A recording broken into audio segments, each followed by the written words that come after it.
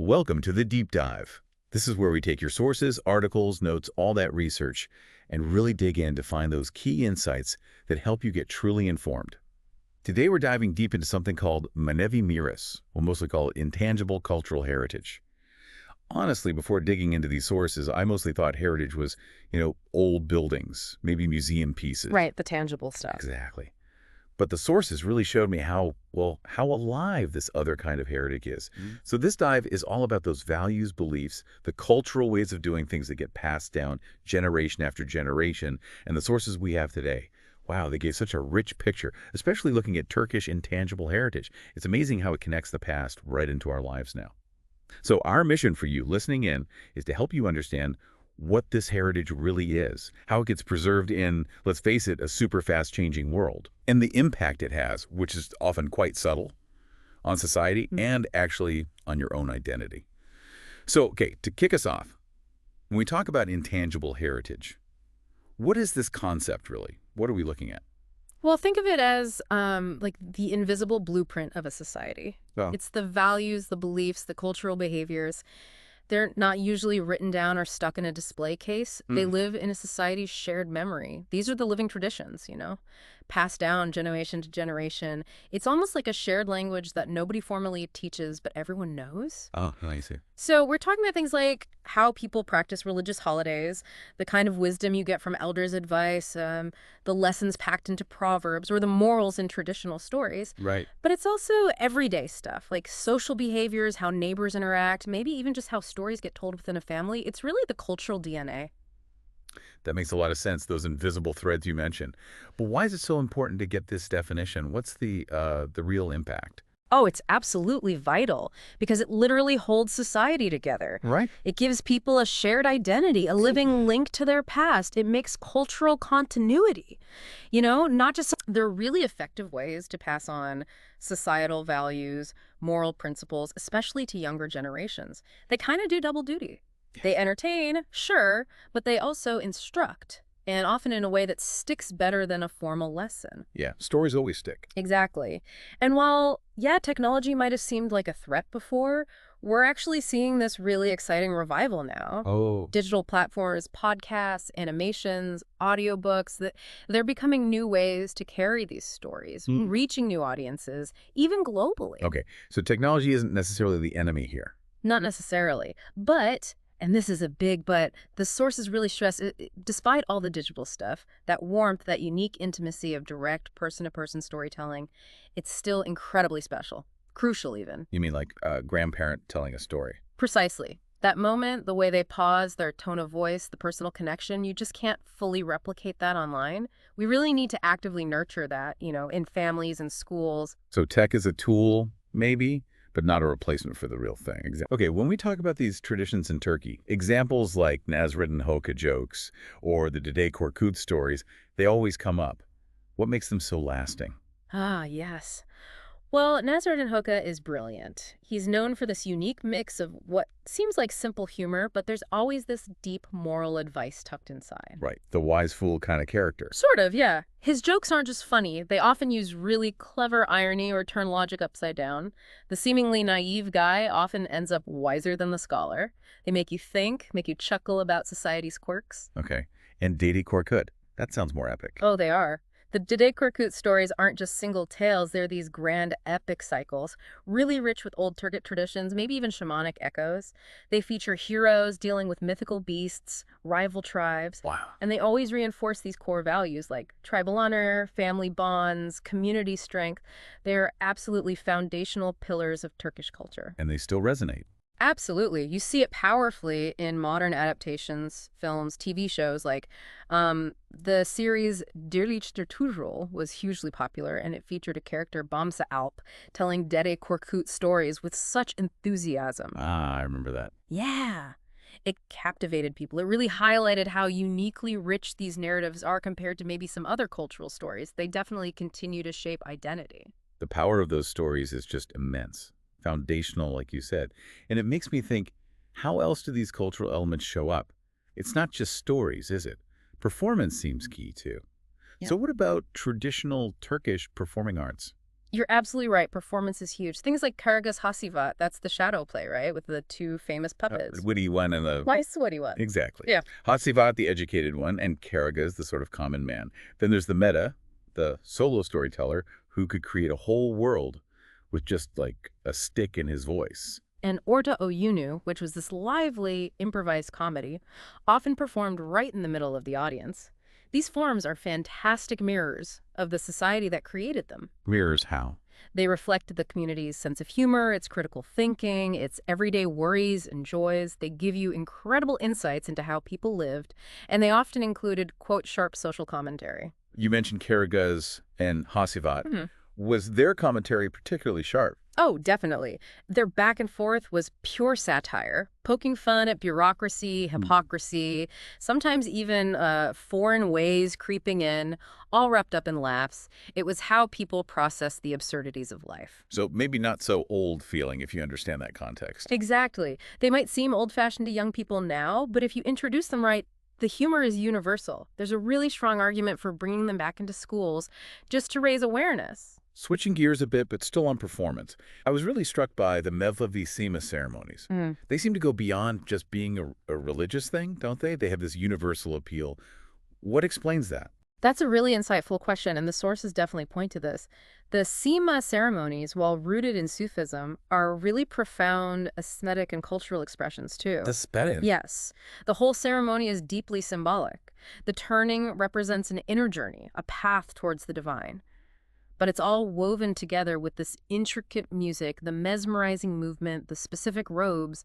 It becomes this whole artistic spectacle. So it speaks to people on an artistic level, regardless of their faith. Precisely. What makes it so unique and maybe gives it that universal appeal is how it merges Islamic Sufi philosophy so beautifully, so seamlessly with art. That's quite rare, isn't it? It is quite rare at this level of aesthetic refinement. And this blend gives it a meaning that can transcend cultural or religious boundaries. It becomes a bridge for intercultural dialogue. You see a lot of interest from the West, for instance. Why do you think that is? Well, I think people from all backgrounds can connect with that deep human yearning for transcendence, for meaning, and just the sheer beauty of the human expression involved. It touches something fundamental. Fascinating. So we've looked at stories, performances, but the sources also talked about systems of belief and sort of ethical ways of living together. The Ahi culture really stood out. What was that about, and why does it feel so relevant now? The Ahi culture. It emerged back in 13th century Anatolia, and it was really remarkable. It was partly a vocational organization. You could think of it like craft guilds. Okay, like for artisans and tradespeople. Exactly. But it was also much more than that. It was a deeply embedded moral philosophy. It laid out core principles for these craftsmen, things like solidarity, honesty, fairness, brotherhood. Doing pretty good. Right. And what's striking and why it resonates so much today is that those values, honesty, fairness, responsibility, community, are exactly what the modern business world is grappling with, or at least talking about. You mean like business ethics, CSR? Precisely. Corporate social responsibility, ethical sourcing, sustainable development. The Ahi principles connect directly to all of that. It wasn't just about teaching someone a trade, it was about teaching them how to be a responsible human within that trade. So it was holistic. Very holistic. It taught skills and human responsibilities. Events like modern Ahi Weeks or similar celebrations can really help keep that legacy alive, showing that actually ancient wisdom often holds very modern solutions. Given all these efforts, preserving stories, reviving arts, remembering ethical codes like the Ahi system, it brings up the bigger picture. How do we make sure these incredibly valuable traditions get recognized, get protected on a global level? This is where UNESCO comes in, right? But it sounded more complicated than just getting on a list. Exactly right. UNESCO's work on intangible heritage is crucial. It gives international recognition, provides a framework for protection, and, there's definitely pride in having many Turkish elements on UNESCO's lists. But, and this is what the sources really drive home, just getting listed. That's often just the start. It's not enough on its own. The real work, the ongoing challenge, is after the listing. What's the challenge then? The challenge is actively keeping the tradition alive, transmitting it, making sure it's practiced, understood, and valued by the public, especially younger generations, not letting it become just a museum piece or something documented on paper. Keeping it breathing. Exactly. Keeping it breathing. That's often the hardest part. UNESCO does help, of course. They support promotion, they help fund resources like documentaries, books, educational programs. All of that is really instrumental for local efforts and for raising that global awareness, making these traditions visible. That makes sense. It's an ongoing effort, not a one-time fix. And connecting this to, well, the world today, globalization, it's often seen as this big force that kind of flattens culture. How does it impact intangible heritage? Is it just a threat, or is there another side to it? It's definitely both. That's the paradox, really. On one side, yes, globalization is a major threat. Global things, fast food, blockbuster movies, mainstream pop music, they can easily overshadow local traditions, push them aside, lead to cultural loss. That's the danger. Okay, the downside is clear. What's the upside? The upside is that globalization, especially through technology like the internet and social media, also offers this huge opportunity. How so? Well, these tools can be incredibly powerful for introducing cultural heritage to much wider audiences, even global ones, people who might never encounter it otherwise. So use the tools of globalization against its negative effects. That's my take, and what the sources seem to suggest. Instead of just resisting it, actively use globalization as a promotional tool.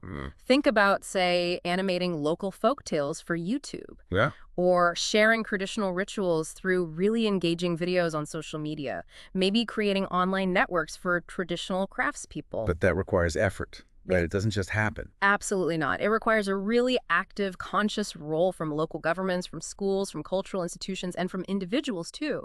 Strategically using these platforms to prevent that cultural loss and ensure these traditions get passed on. Speaking of authentic cultural expressions, folk music, that seems like something that tells a nation's story in a really deep way. Oh, absolutely. Folk music, you could argue it's the most authentic reflection of a nation's soul, really. Its emotions, its experiences, its collective stories. How does it do that? Through the combination of traditional instruments, like the baglama in Turkey, which has such a distinctive sound, and the themes in the lyrics, love, longing, nature, historical events, they tap into something deep, carry the weight of generations. So it's more than just entertainment. Much more. It's like a living cultural document. It holds a society's pain, its joys, its hopes, its history. Is there a specific example that really illustrates that power?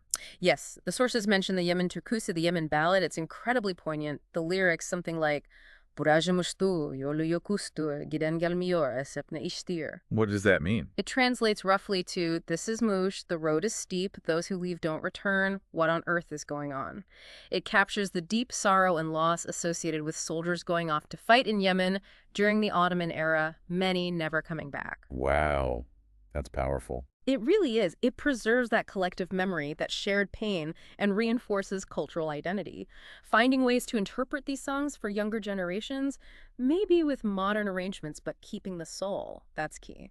Incredibly moving. And what about folk dances?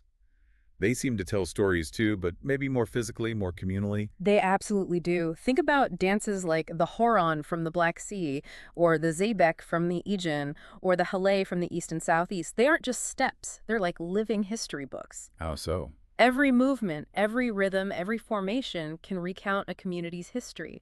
Their celebrations, their harvests, their wars, their rituals. It's kinetic storytelling.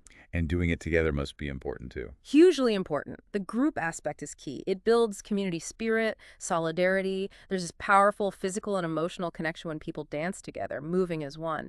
It transcends words sometimes. So putting them in festivals makes sense. Yes, incorporating them into festivals, into cultural events, makes them both fun and educational, especially for young people. It's a joyful way to connect with roots and history. And that brings us neatly to traditional festivals themselves. Building on that community idea, what's their role in knitting people together? Traditional festivals are vital for strengthening that social fabric, feelings of unity, solidarity, sharing. Think about Nowruz, celebrating spring, new beginnings, nature's revival. Right, celebrated across a wide region. Exactly. Or Hajirelez, which is associated with spring, abundance, making wishes. These aren't just holidays. They are moments when the community comes together around shared values, shared traditions. But is just watching them enough? No, and that's a crucial point the sources make. Active participation is key, rather than just viewing them as quaint folkloric displays. How do you encourage that? Schools can organize activities. Local governments can put on robust public celebrations that invite everyone to join in. These festivals really help younger generations connect with their culture and past in a very real, tangible way. And maybe bridge some divides, too. Absolutely. They foster social peace by bringing diverse groups together, people from different backgrounds, all celebrating a shared cultural moment. It builds common ground. Okay, this has been fascinating, looking at the big picture, the community level. But let's bring it right down to the individual. How does all this intangible heritage, the stories, the values, the music, the festivals, how does it actually impact your identity, my identity? This felt like a really personal point in the sources. It's incredibly personal, and the impact is profound. It really starts from the moment you're born. From birth. Yeah. Your individual identity is fundamentally shaped by the cultural values, beliefs, traditions, even the behavioral patterns you absorb from your family, your environment, your society. It molds how you see the world. How does that work in practice? Well, it shapes your worldview, how you make decisions, your lifestyle. Think about the tales you heard as a child they taught you about right and wrong, didn't they? Or the proverbs you learned that maybe guide your choices even now without you realizing it. Or just the emotions you feel during certain holidays, that sense of connection. Oh, because you have a sense of belonging. Exactly, a crucial sense of belonging. And that feeling is often really pronounced, really deep, in societies that have a rich cultural tapestry. So it's more than just knowing where you come from. Oh, much more. Intangible heritage doesn't just hand you a cultural identity label. It gives you a historical consciousness, a social consciousness. It empowers you to understand yourself better and understand how you fit into the larger story, how you can contribute meaningfully. It's kind of the story you tell yourself about yourself, and that story is rooted in generations. What an incredible journey we've taken, really diving into the heart of intangible cultural heritage.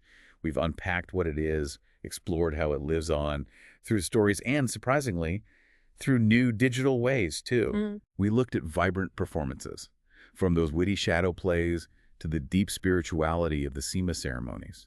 We touched on the ethics of the Ahi culture and the vital work of UNESCO on a global scale. Yeah, the global and the local connecting. Right, and we even tackled globalization's double-edged sword and felt the power of folk music, dance, and festivals. It's so much more than just history, isn't it? It's this living force. Absolutely. And I think the key takeaway is that this isn't just about, ancient customs locked away somewhere.